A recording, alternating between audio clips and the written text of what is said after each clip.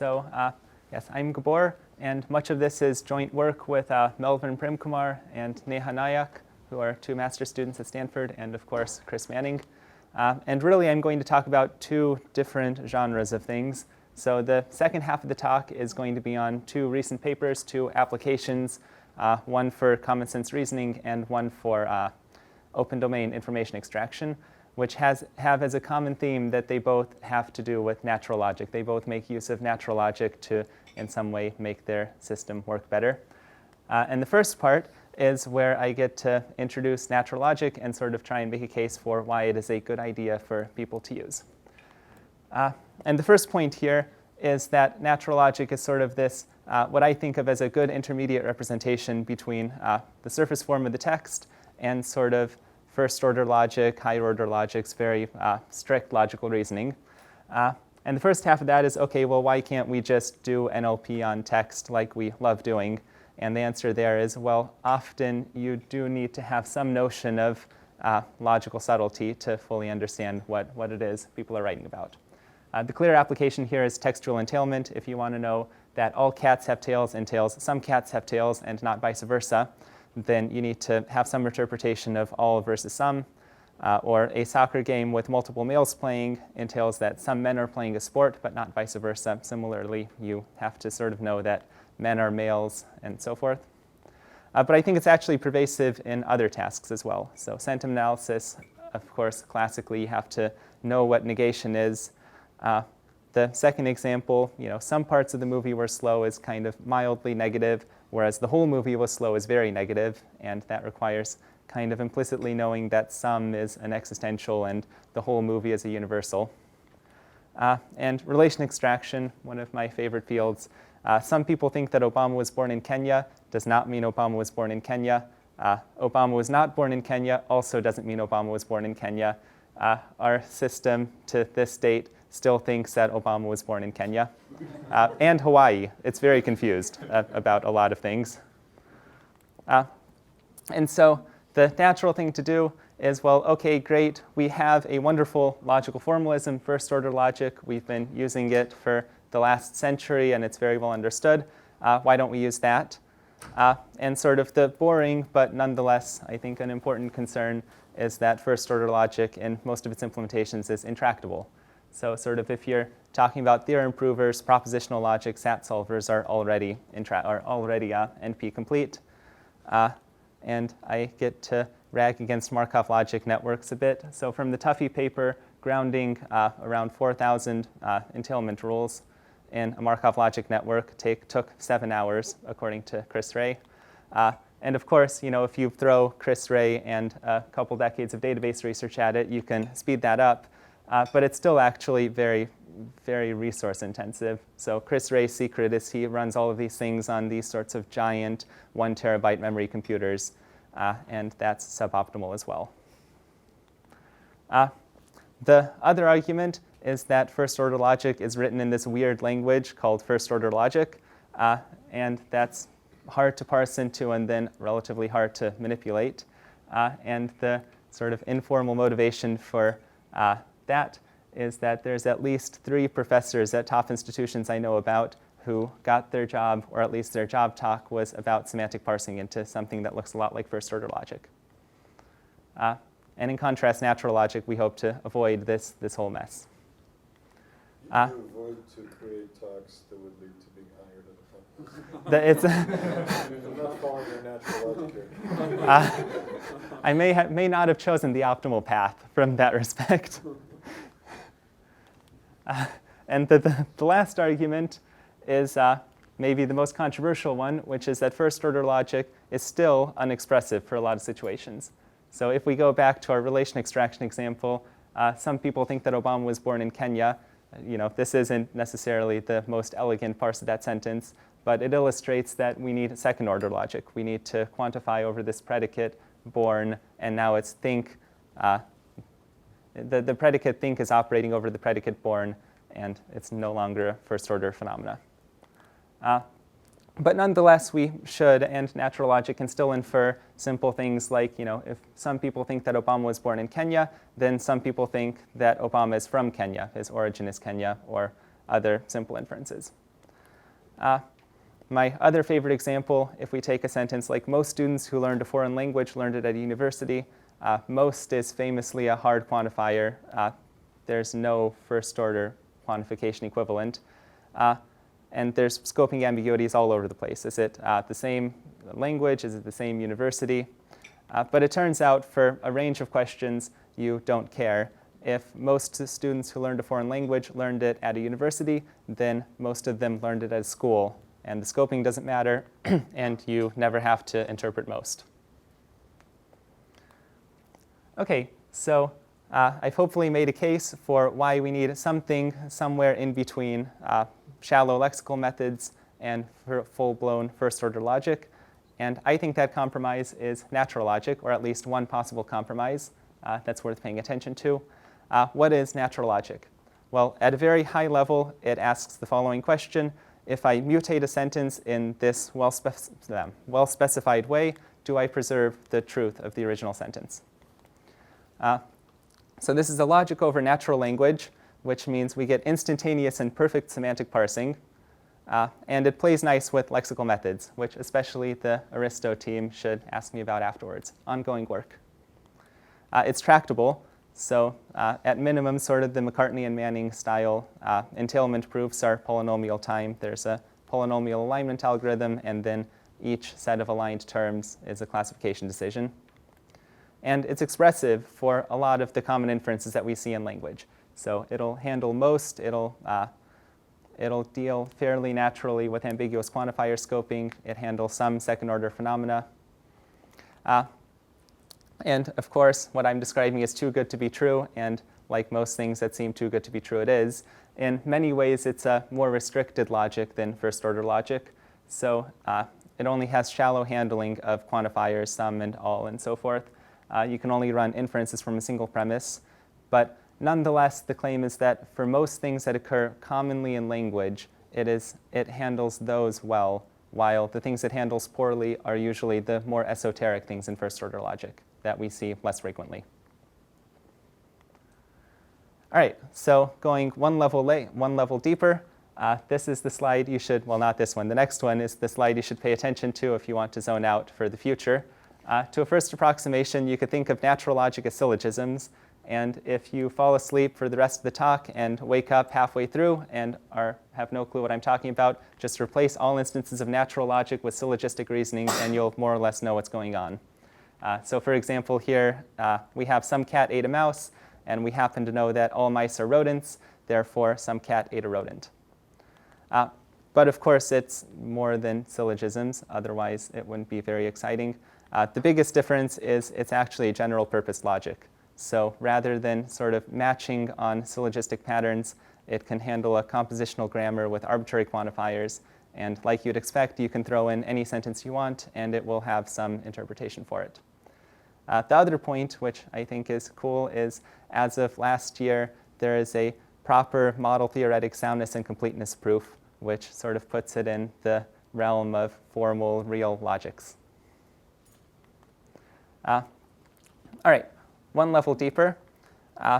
The central idea between running a natural logic proof. So natural logic is primarily a proof theoretic logic. It says if there's a proof derivation, is this a correct proof or an incorrect proof? And the central idea there is a notion of polarity. So to explain polarity, we first start by defining a partial order. In this case, hypernymy is the most natural partial order. So we have all cats are felines, all felines are animals, dogs are also animals. And you could imagine going up and down this hierarchy. And polarity is exactly the direction that you can move in this hierarchy. So if we have our lexical item cat here, and it's in an upward polarity context, then we can go up to feline and animal. And now if we have an animal in a downward polarity context, we can go down to feline and cat. And throughout the talk, I'll represent polarity in this sort of cute animation. Yes? A quick question about the previous slide.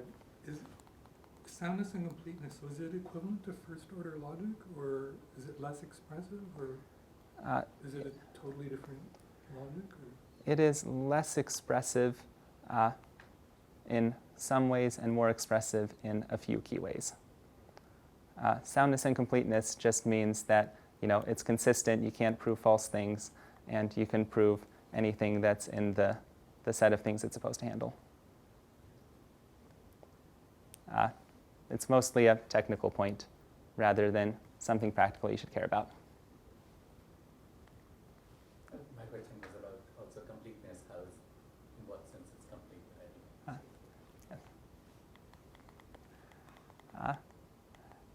Excellent. So let's go through an example inference. Here we have a sentence, all cats eat mice. The quantifiers in the sentence will determine the polarity of the words. So all is downward monotone in its first argument, and you could just replace monotone with polarity, and upward monotone in its second argument, which means cats is in a downward polarity context, eats mice is in an upward polarity context. And now we can say if all cats eat mice, then all house cats eat mice, and then all house cats consume mice. But you can't say if all house cats consume mice, then all house cats consume field mice, in part because the arrows tell you not to, and in part because, by common sense, they might consume, house mice or some other type of mouse. But you can go up, you can say all house cats consume rodents and so forth. And importantly, this extends to insertions and deletions. So if we have something like some young rabbits drink milk, and we want to figure out can we delete young, well, young rabbits is an upward polarity context. Some is upward monotone in both its arguments. So yes, we can delete young and say because all young rabbits are rabbits, now some rabbits drink milk. In contrast, if it was in a downward polarity context, all young rabbits drink milk, then we could no longer delete young, which is true. All young rabbits drink milk. Once they grow up, they go eat carrots instead. All right, so I've gone over a bit of motivation for where I think natural logic fits into the space of tools for natural language processing, and given at least a brief introduction on how a proof in natural logic works. The second part of the talk is going to talk about two applications of natural logic, so two recent bits of work that I've done, the first of which is common sense reasoning. So the task here is you're given an utterance, and you want to say, is it true or false, given a large knowledge base of supporting facts. For example, kittens play with yarn. We want to say this is a true fact. Kittens play with computers. We want to say that's a false fact. And this, I think, is actually quite useful in a variety of NLP tasks. So here we can take, for example, the Winograd schema. The city refused the demonstrators a permit because they feared violence. The task here is figuring out the target of they. Is it the city or is it the demonstrators? And if we knew that a city tends to be the type of thing that fears violence, and demonstrators tend to be the types of things that don't fear violence, then you could resolve the coreference properly. Or we could take our classic parsing example, prepositional attachment problem. I ate the cake with the cherry versus I ate the cake with a fork. If we know that cakes come with cherries and cakes are not eaten using cherries, we could resolve the preposition properly. And lastly, there's a slew of NLP tasks that deal with joke detection, sarcasm detection, that in some way rely on figuring out that something that's said is in some way not factual or not likely to be true. And this isn't useful just for NLP, I think. Vision, I think, is a clear use case for common sense reasoning. If you found a car and you found a blob inside of it and you don't know if it's a person or a dog, then it might be useful to know that people drive cars. They don't drive dogs usually, and dogs don't drive cars. And you're trying to figure out the background for this baseball player. It's useful to know that baseball is played on grass and not underwater, usually. All right, so this isn't a new task. I didn't invent it. There's been a bunch of work on common sense reasoning, which I'll cluster into a few broad categories and make sweeping generalizations about. So, of course, there's old school AI, did a bunch of stuff, which I'll summarize as sort of very nuanced reasoning over relatively small data sets. So their goal was to, as I interpret it, is to have a deep understanding of a relatively small quantity of text. Textual entailment, of course, more recently, the RTE challenges and other related work. likewise has rich inference, though on bigger but still what I'd call relatively small data. Although I guess maybe with SNLI that will change.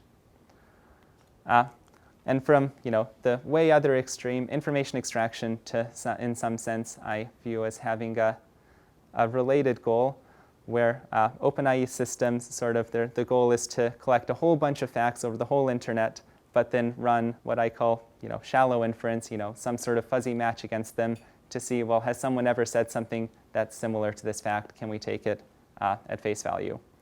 And the goal here is to sort of combine the textual entailment and the information extraction approaches. So run richer inference over a similarly large, so web scale corpus.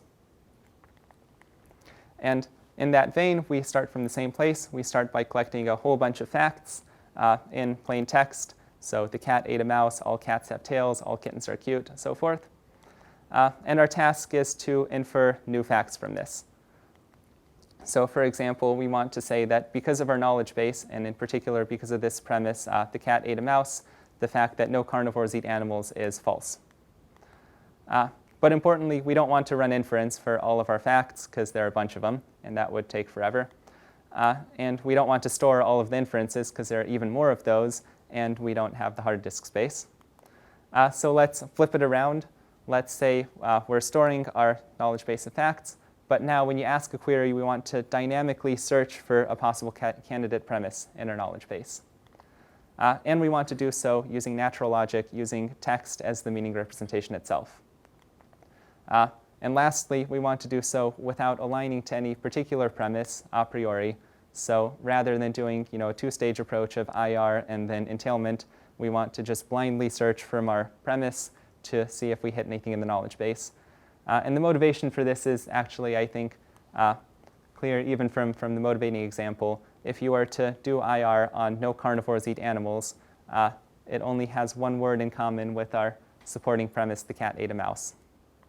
And presumably, there's a high chance you would miss the correct premise.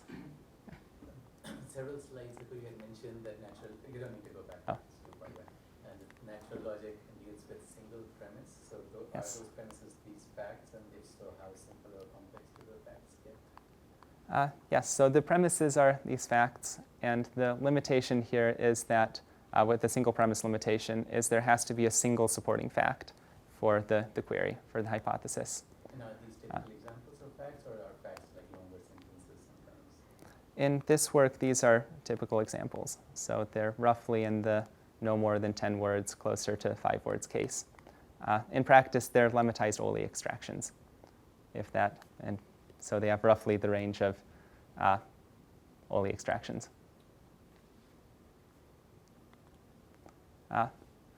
Excellent. So as alluded to in this slide, what we're going to be doing is search. This looks a lot like a search problem.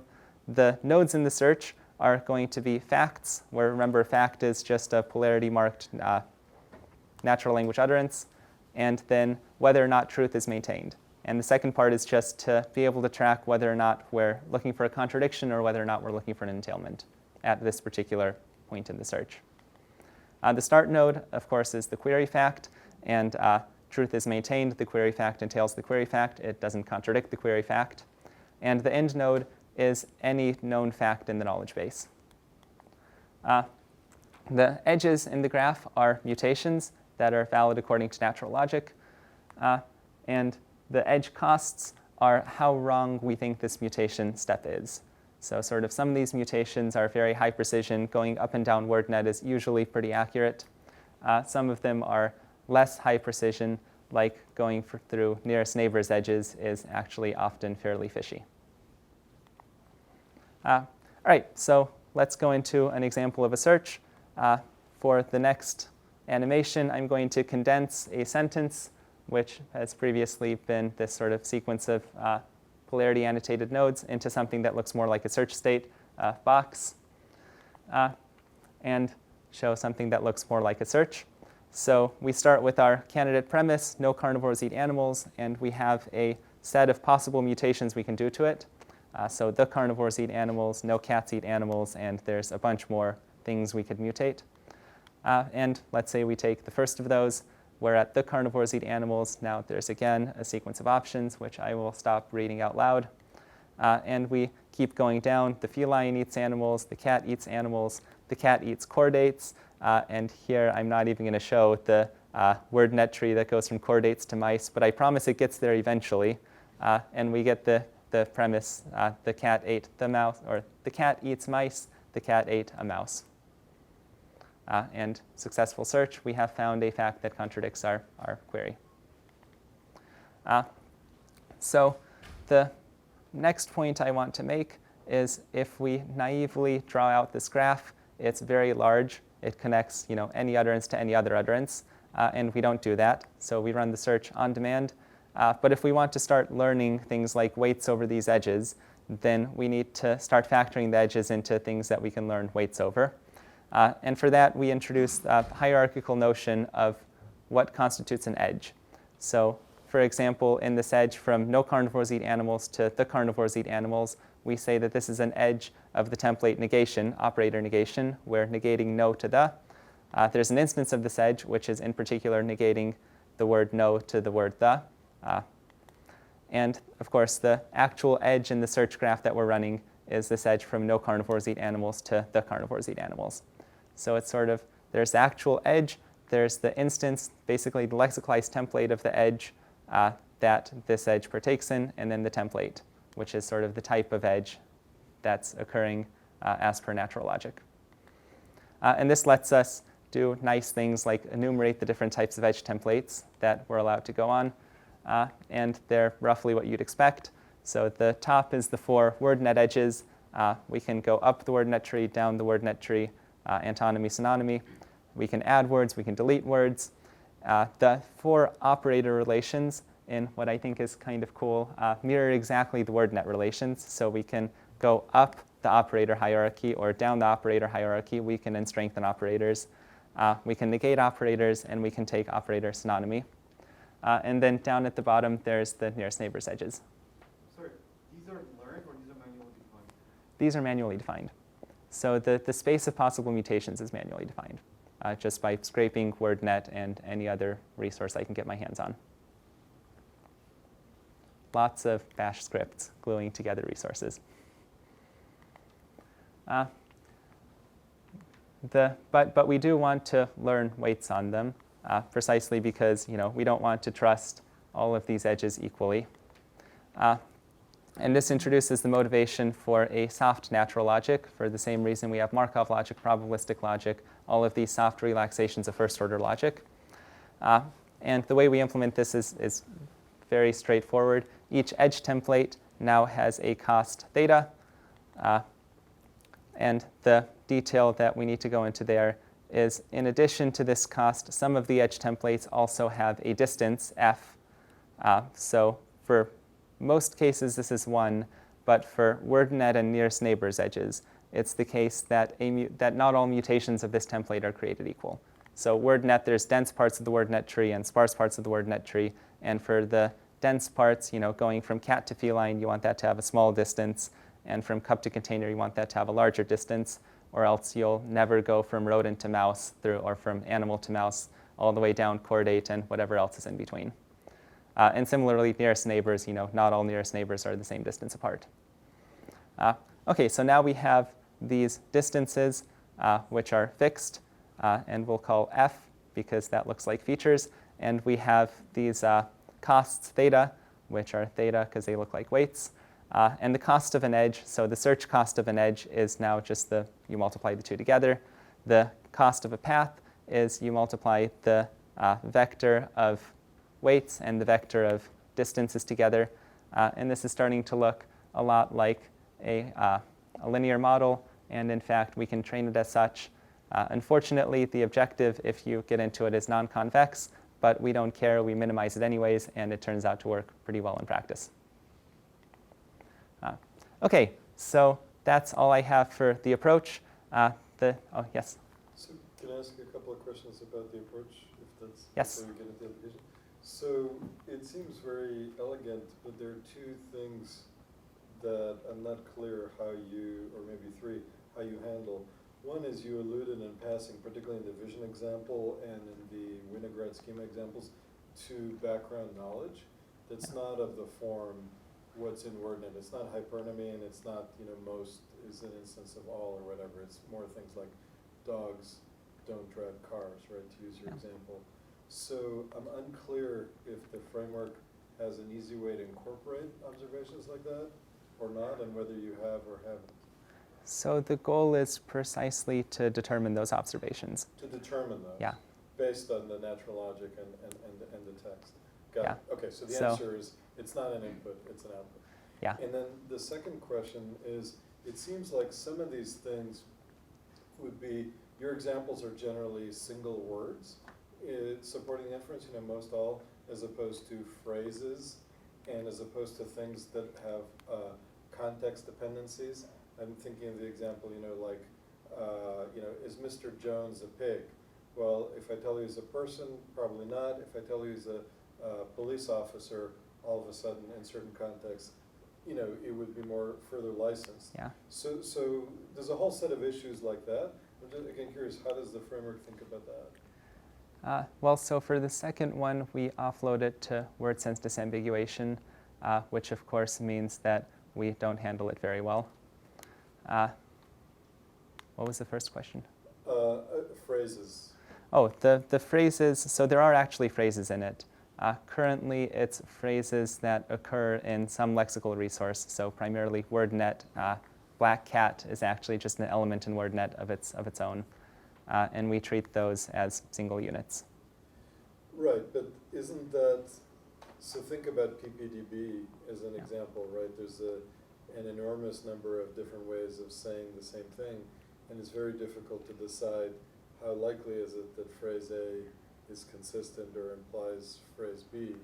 And so if you have a small resource like that, that sounds like what they used to do in the 80s, right? Small data set. It sounds like you're saying that this is not robust to most paraphrases. Is that fair? It's not robust to paraphrases that we don't have some resource for. So PPDB actually now has entailment labels too, and high on my to-do list is incorporating that into the system.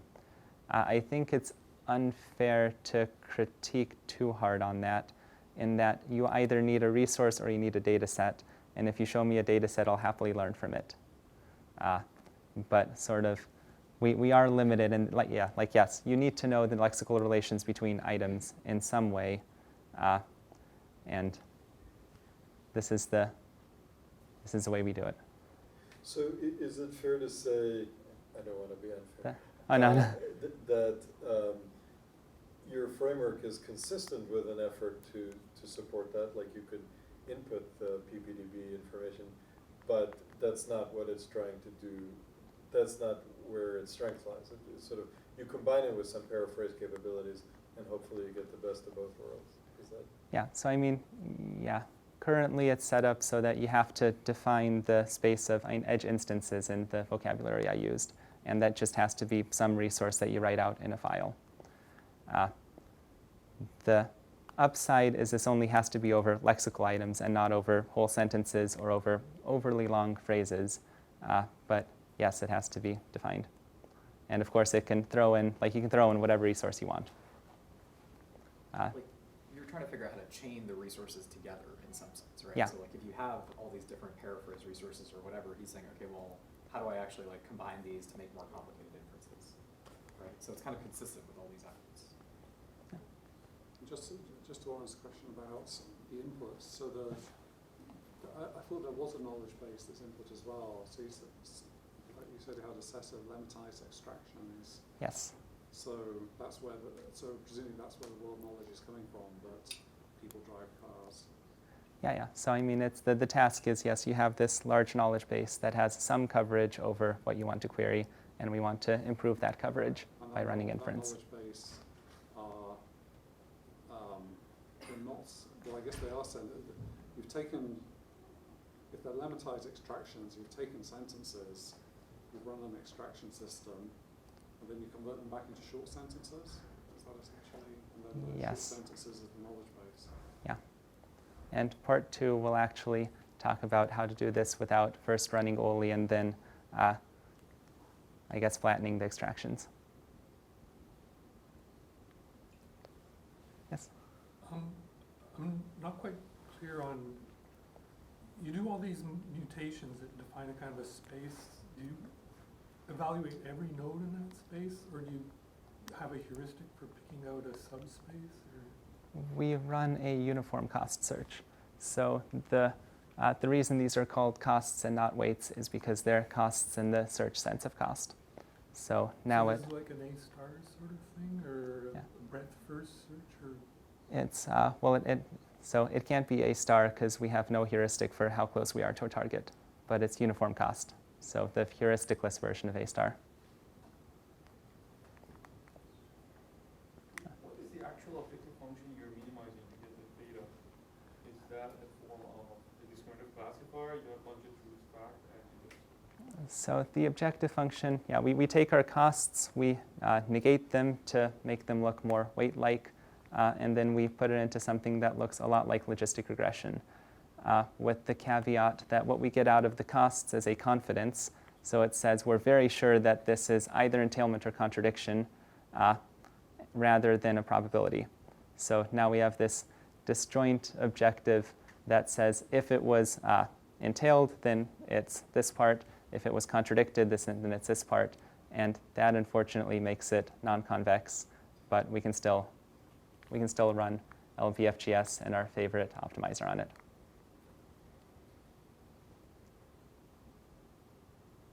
How, this searching the space, how much time does that take usually? So with the most recent version of the code, it goes through 1 million nodes per second, which is fairly fast.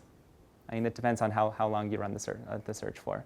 It will, if you let it run, usually just run forever, because every single word will explore all of WordNet, and you know the cross product of every word exploring all of WordNet is huge. How do you decide when to cut it off? An arbitrary threshold. So in this work, it was after 100,000 search ticks.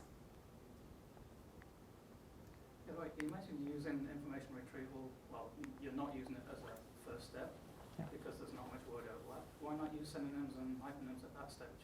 You get a filtered space to search. If you throw in all the synonyms and hypernyms, then that would get many of the WordNet entailments. However, it still wouldn't get things like contradiction. And it wouldn't get things like deleted words, additions of extra words. So yes, you can do smarter IR, but at some point when IR begins to approach this, then you're just doing natural logic anyways.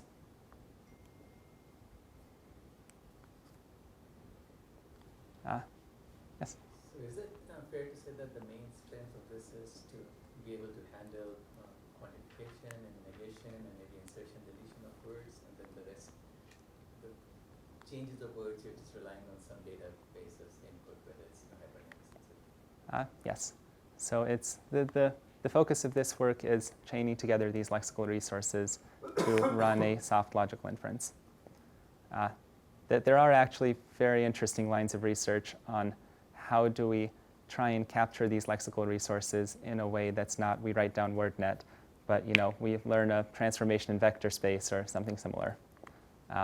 But as far as I know, nothing there particularly works well. And actually, Neha on the first slide is working on that with some promising results, but we're still using WordNet.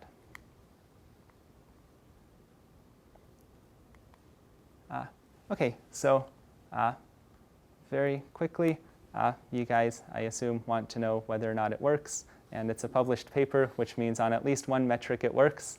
And that metric is, well, multiple metrics, but at least this one is the one I'm describing, is sort of recovering concept net facts. So concept net is a semi-curated collection of a bunch of common sense facts, like not all birds fly, noses are used to smell. And then we inject into that some negatives, which are reverb extractions that at one point in a previous paper I put on Mechanical Turk, and the Turker said were false.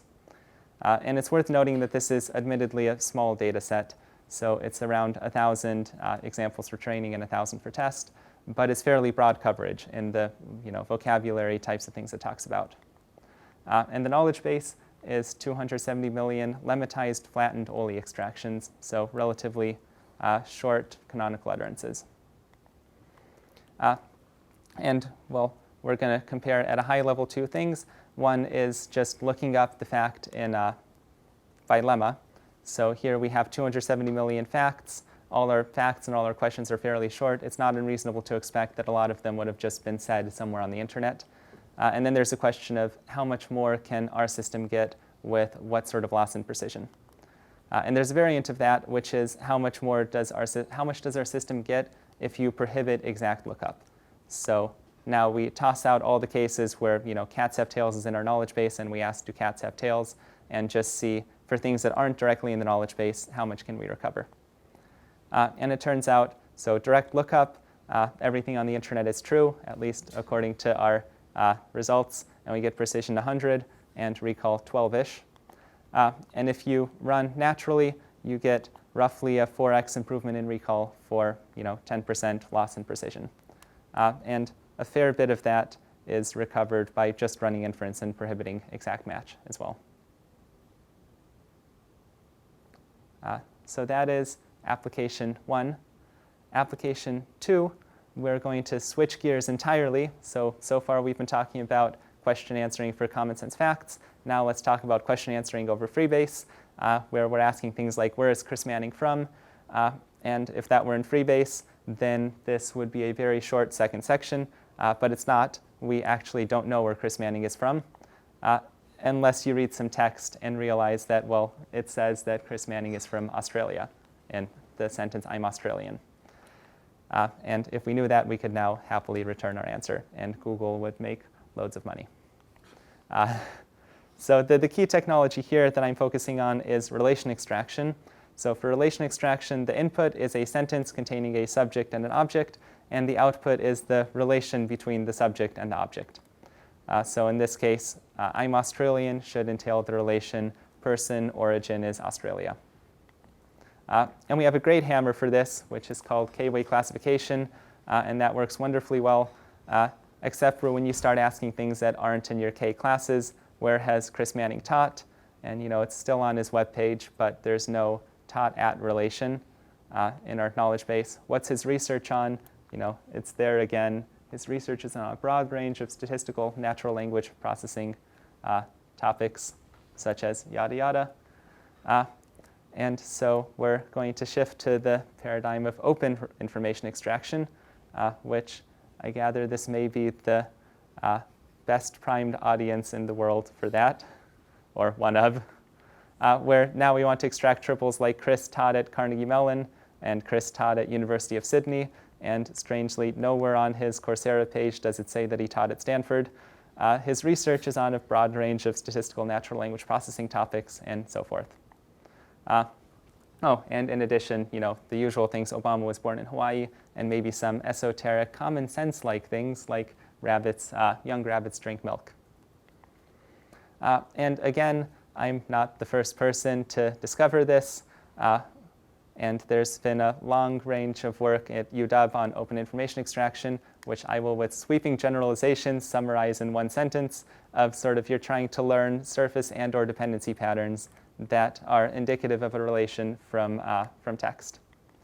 And on the other coast, in vein with sweeping generalizations about prior work, Nell I'm characterizing as having a similar goal of sort of learning a fairly open domain ontology from, in their case, a small set of seed examples and sort of bootstrapping over those examples. So our new spin on this is going to be to treat OpenIE much more like an entailment problem. What do I view as the big, and it's useful for a bunch of things. People use it. So what do I view as the big challenges in OpenIE? Well, one big challenge is that long sentences are difficult to deal with. And this gets back to the problem of, well, all the facts in the common sense database are short, and all the sentences on the internet are long, and wouldn't it be nice if that weren't as much of a problem as it is? So short sentences are relatively easier to deal with. Obama was born in Hawaii, of course, means Obama was born in Hawaii. But if we get into these more complex constructs, like born in a small town, she took the midnight train going anywhere, then figuring out that she was born in a small town is no longer as apparent from the sentence.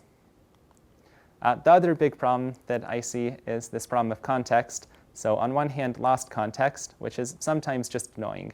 If we have she was born in the small town of Springfield, then we could extract she was born in the small town, but that's kind of useless to us. What we want to know is she was born in Springfield. And sometimes it's outright logically invalid. So if we have all young rabbits drink milk and we want to extract all rabbits drink milk, then we have made a mistake. Our fact is incorrect. But on the other side, too much context I think is also bad. So if we have a sentence like Heinz Fischer of Austria visits the United States, and the extraction we make is sort of naively Heinz Fischer of Austria visits the United States, then now for a downstream application, is this extraction about Heinz Fischer or is it about Austria? And you could say, well, look at the named entity tags. There are more people than locations, but that's not always true. And this isn't, a monumental hard problem in NLP. You can fix it, but at least in my opinion, it's not really downstream applications' job to deal with this, and they're in a strictly worse position because, if like in this case, you could just say, well, the head word is the one that you want to take, but now you're in a position of having to reparse your OpenIE extraction and getting a dependency parser that speaks OpenIEs. Okay, so my solution to all of these, or at least proposed approach, is to treat OpenIE as an entailment task, or sort of in the vein of entailment. So for long sentences, we want to yield short entailed clauses. And then for the context issue, we want to shorten the clauses only when it's logically valid to do so, and we want to shorten the clauses as much as possible while it's still logically valid. And I've gone through quite a bit of an OpenIE talk without talking about triples, and that's because once we've done this, the segmenting into triples actually, I think, becomes rather straightforward. Okay, so step one is yielding clauses. So our input is a long sentence, like born in a small town, she took the midnight train going anywhere. And the output is some short coherent clause, like she implicitly was born in a small town. And the observation is actually for a large class of cases, what we're doing is we're splitting on a dependency arc. And of course, this isn't always true, but it's true in many enough cases that it's useful. And the second observation is if we do that naively, we get this nonsensical clause, born in a small town. And really what we want to do is also interpret the subject of took as the subject of born. So we want to, so to speak, steal the end subject from took. And back to our hammer of k-way classification, we have a wonderful tool for that. The input to our classifier is going to be a dependency arc, and the output is one of a set of actions we want to take. What are these actions? Well, one is we just yield the clause. So if we have dentist suggests that you should brush your teeth, then we want to yield the clause, you should brush your teeth. The other, as we saw before, is interpreting the subject of the parent as a subject of the dependent. So born in Hawaii, Obama is a US citizen. We want to yield the clause Obama, born in Hawaii.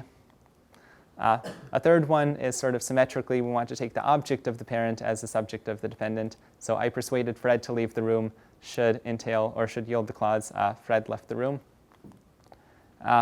And the fourth one is sort of a peculiar special case primarily for positives. So Obama, our 44th president, we want to entail the clause Obama is our 44th president. And yes, we can train the classifier and effectively run a breadth first search through the tree and yield all the entailed clauses that we think are entailed. Yes? In the example you mentioned about I persuaded Fred to leave the room, and from that inferring that Fred left the room seems quite subtle that I replace the word Fred and persuaded to I asked or I requested or... Yes, so there's some very limited handling of that in the system. And in general, it's a hard problem that's a paper in itself. So if I said that Obama was born in Kenya, it would not extract Obama is born in Kenya, just because the said trigger doesn't fire it. But the limited handling means I wrote down all such words I could think of and blacklist them. So there's a research paper there if someone wants to do it. What would happen if you said, I forbid Fred to leave the room? I don't think forbid is in there. So it would extract that Fred left the room. He's very rebellious. Fred was very difficult for his parents to deal with. So can't classifier learn which verbs allow? What is the classifier learning? I guess I missed it. So if there were very good training data for it, it could. And there's actually talks of an effort to collect such data. For this case, originally it was trained on sort of twice distantly supervised data. So distantly supervised annotated relations and then distantly supervised paths through the search tree that would extract them. A new version is trained on pen tree bank traces, which is cleaner and yields better results, but I mean, it's limited by the size of the pen tree bank, which is not monumentally large. All right, so the second challenge that we had was shortening these clauses. Now we have these things like Heinz Fischer of Austria, and we want to have some magical function that turns us into Heinz Fischer, and all young rabbits drink milk, or sorry, some young rabbits drink milk should go to some rabbits drink milk, but all young rabbits drink milk shouldn't go to all rabbits drink milk.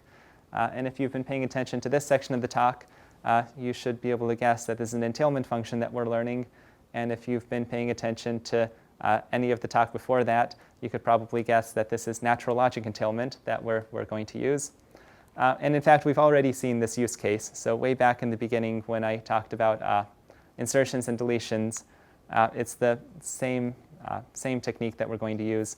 Some young rabbits drink milk. Well, young rabbits is upward polarity, and therefore we can delete young. And all young rabbits is downward polarity, so we cannot delete young. And with that, we have sort of at least an approach for our three challenges that I think are the challenges in OpenIE. And lastly, I promised you guys triples.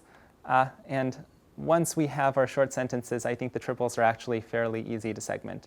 So Heinz Fischer visited the US. It's fairly easy to segment that to Heinz Fischer visited the US. Obama born in Hawaii means Obama was born in Hawaii. Cats are cute. Cats are sitting next to dogs. It's a fairly regular grammar. And in fact, we just write down some dependency patterns to parse these short clauses. And 6 of them seem to do a good enough job for our purposes. And in addition, for the results section, we also include 8 nominal patterns for things like President Obama means Obama is president, just because the task we use needs those. And the corollary to that is, OK, well, if it's not hard to turn them into triples, then can you use them as is? And in practice, I think there's a bunch of work on, well, there certainly is a bunch of work on using shortened clauses in themselves as subcomponents of systems. So for relation extraction, for textual entailment, the discourse commitments of Hickel, for summarization, and so forth. And so really what I want to emphasize is sort of there are 2 use cases for this system.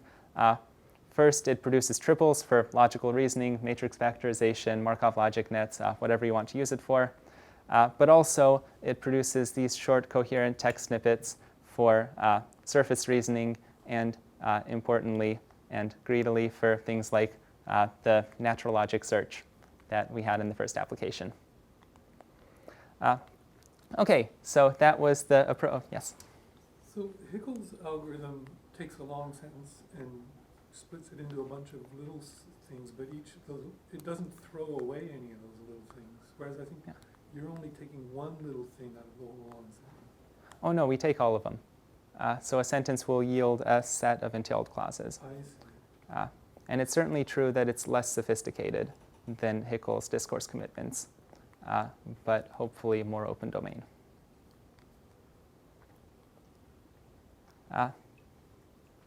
OK, so that was application 2. And the natural question, oh, sorry. Have you considered using some other resources like semantic role labeling or frame semantics, this Yes. So I guess my view of the space is there's a spectrum of semantic role labeling from dependency parsing on one hand, which is sort of very not like semantic role labeling, but still has subjects and objects and prepositions, and semantic role labeling systems on the other hand. And I put OpenIE right between the two. That is, I think they're, for many applications, a good compromise between sort of dependency paths, which are very shallow, and semantic role labeling, which starts losing precision and which is fairly slow to run. But it's almost certainly true that, I mean, like Vivek had a demo where he made an OpenIE system with his semantic role labeling system. And like, yes, it produced actually very nice OpenIE triples. That's what 4.0 is as well. It's, OpenIE yeah. 4.0 is built on top of SRL. Yes, I actually saw that. It's the, and I guess SRLE or something before that. Right. All sorts of cute acronyms. You guys win cute acronyms up at UW. Well, we gave up when we get the 4.0. True. Fair. Well, so in any case, now your next natural question should be, well, does it work? And it was a published paper, so of course the answer is yes. But the question is, well, how do I prove that? And in fact, I think it's actually an open problem how to evaluate open domain triples in a really satisfying way. Our approach was to plug it into an extrinsic evaluation. So OpenIE triples are useful insofar as they're useful for downstream tasks. My favorite downstream task is knowledge-based population, which in sort of one sentence is translating free text, so say Wikipedia, into a structured knowledge base, say the Wikipedia info boxes. And the part of this that we're focusing on is the relation extraction part. So we're going to try and keep entity linking and consistency and all the other messy things in a KBP system fixed. And for relation extraction, what we have is a fixed schema of 41 relations. Precision is answers that humans mark correct. Recall is anything returned by any team. And our comparison is going to be a system out of UW for 2013, open information extraction to KBP relations in 3 hours, which actually in its own right caught our eye as being the only system that's anywhere near reasonable precision on the task, including our submission, which was right there with the others at effectively pitiful precision. Okay, so a prerequisite for this is we need to learn a mapping from these open domain relations to the KBP relations. One approach here is we hand code a mapping. Same as UW, we spent similar amounts of time. And the other is we learn this relation mapping to sort of augment it. So for every type signature, like person, person, person, organization, and these are just NER tags, for every pair of OpenIE relation and KBP relation, we compute the probability of them co-occurring. This is the fanciest equation for probability you're likely to see in the near future. And then we rank by PMI squared, which looks just like PMI except you square the numerator, and I like it better for a variety of reasons that you can ask me about. And now we have this additional mapping, which I won't go into much, but most of the time it does a fairly good job. Some of the time it just catastrophically fails. Location of residence and independent from have nothing to do with each other. And some of the times it fails for actually cool reasons. The location of death and elect president of makes it very salient that distant supervision sucks on this relation. We talk a lot about people being elected president, and Freebase knows about a lot of people who died. And so we assume that every time we see a person and the location of their death, they're actually talking about death and not, say, being elected president. So that was cute, but still a mistake. And the results are 2 baselines. There's the UW submission, which we just copy-pasted from the TAC proceedings. And that's actually, I think, not an entirely fair baseline because the underlying systems are very different. So UW built their KBP system. We have our KBP system. These use completely different methods in basically every other component. So there's the line under it where we take OLI and plug it into the same exact framework as our OpenIE system. only doesn't do nominal extractions. So in addition, we throw in our nominal extractions. So this is our nominals, our framework, only relations. And the comparison is our system, which is our everything, and our OpenIE system. And we get what I think is a pretty good 3F1 improvement on the task. And the last point I want to make here is, we can see how well we do against people who spent their time actually building a KBP system as their primary goal. And it turns out, well, we beat the median team. And if we throw in some bells and whistles like alternate name detection, which comes directly from entity linking, and website detection, which is basically just a modified form of entity linking, then we end up halfway between the median team and the top team, which is actually fairly respectable for a system that's not intending to extract KBP relations as its first goal. And so that's all I have. In conclusion, natural logic, and really if there's something you take away from this, it should be the first point, that natural logic is, I think, a nice tool that's halfway between lexical methods and sort of complex first-order logic reasoning. It's efficient for inference. It's expressive for many of the phenomena we see in language, and you don't need to semantically parse. And then I've shown 2 applications, one for common sense reasoning, one for OpenIE, and I guess the rest of today is me seeing how I can convince you that it's great for your application as well. Thank you.